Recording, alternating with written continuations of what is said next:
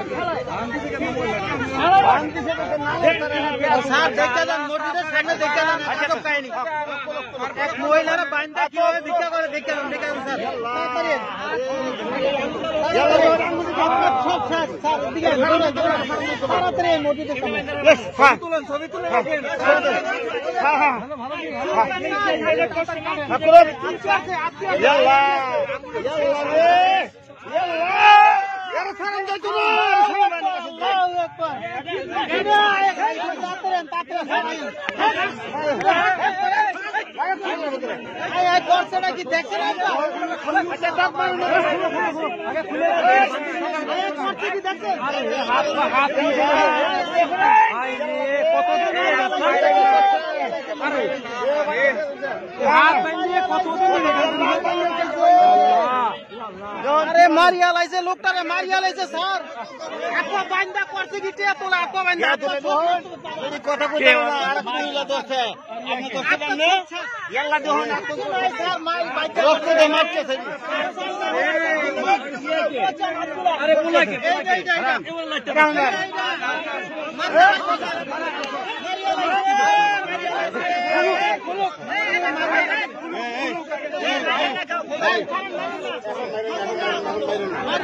কত বড় জানোয়ার রে, জানোয়ার বান্দাতে তুলে বেড়ি কথা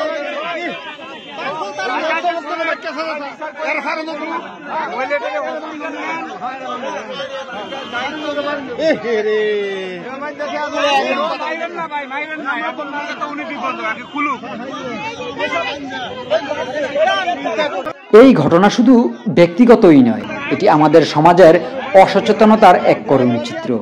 যারা এমন অপরাধ করে তাদের বিরুদ্ধে কঠোর আইন প্রয়োগ করা প্রয়োজন। একজন মানুষকে হাত পা বেঁধে ভিক্ষা করানো শুধু একটি অপরাধই নয়, এটি মানবতার বিরুদ্ধে এক মারাত্মক কলঙ্ক।